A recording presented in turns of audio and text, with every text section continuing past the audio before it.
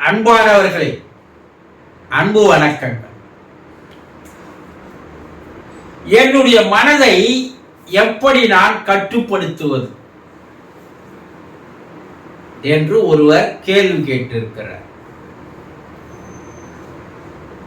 உங்களுடைய மனதை எப்படி நீங்கள் கட்டுப்படுத்துவது? உங்களுடைய மனதை நீங்கள் எப்படி அமைதியாக்குவது? என் மனசை எப்படி அடக்கிறது குருஜி? மனதை அடக்க முடியாது. அதை தெளிவா தெரிஞ்சுங்க. மனதை அடக்கவே முடியாது. நீங்க அதை அடக்கணும்னு நினைச்சீங்கன்னா அது வீறு கொண்டு எழும். அதை கட்டுப்படுத்துவது எப்படி?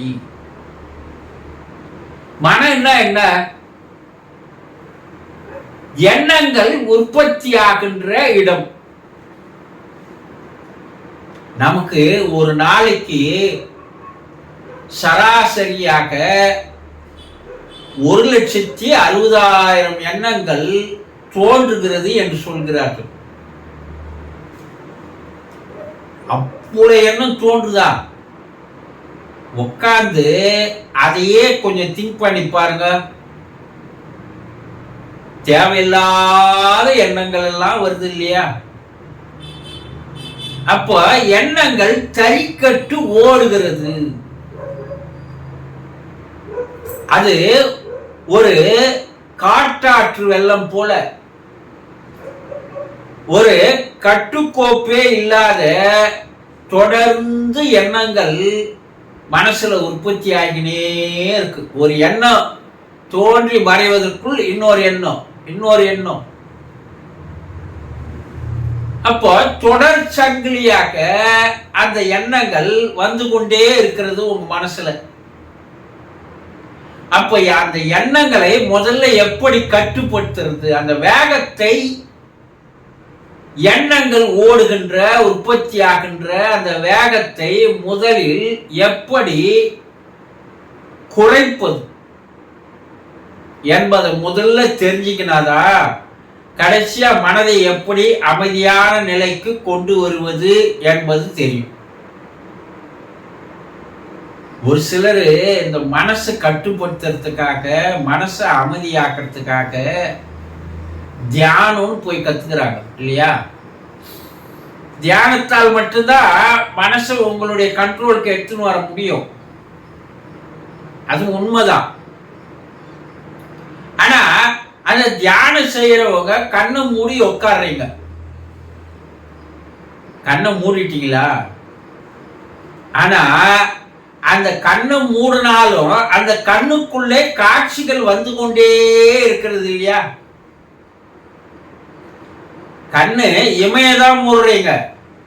ஆனா அந்த கண்ணுக்குள்ள இருக்கிற அந்த காட்சிகள் இருக்கு பாருங்க, அந்த காட்சிகள் வந்து கொண்டே இருக்கிறது.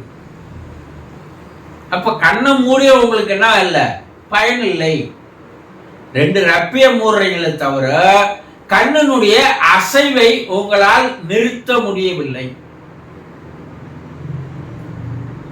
எப்ப அந்த கண்ணனுடைய அசைவை நீங்கள் நிறுத்துகிறீர்களோ அப்போதுதான் எண்ணத்தினுடைய ஓட்டமும் நிற்கும். இந்த எண்ணங்கள் எப்படி உற்பத்தி ஆகுதுன்னா, 5 புலன்களின் மூலமாக எண்ணங்கள் உற்பத்தி ஆகிறது.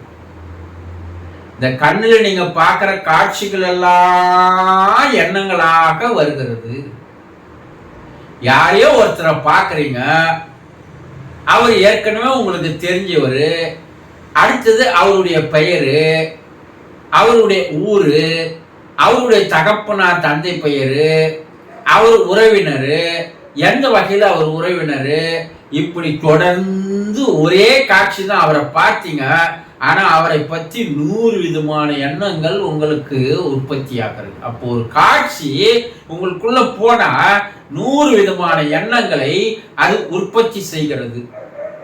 ஒரு நாளைக்கு தூங்குற நேரத்தை தவிர மற்ற நேரம்லாம் எவ்வளவு காட்சிகளை நீங்க பாக்குறீங்க பாருங்க. நீங்க பஸ்ஸில் போக சொல்லும்போது ஒரு காட்சி, 2 வீலரில் போகும்போது ஏகப்பட்ட காட்சிகள். அந்த காட்சிகள் எல்லாம் உங்களுக்குள்ள போக போக எண்ணங்களாக மாறிக்கொண்டே இருக்கிறது.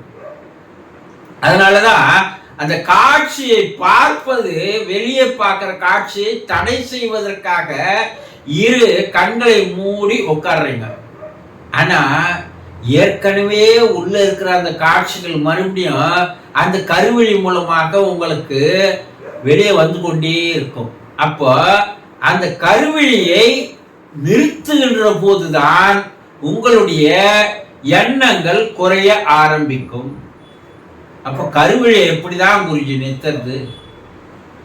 அதனால்தான் நேர்குத்திய பார்வைன்னு சொல்லுவாங்க.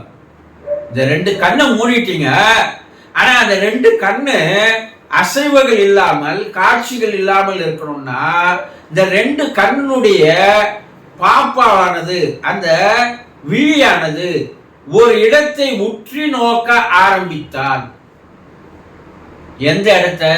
அதுக்குதான் புருவ மத்தி என்று சொல்லுவார்கள்.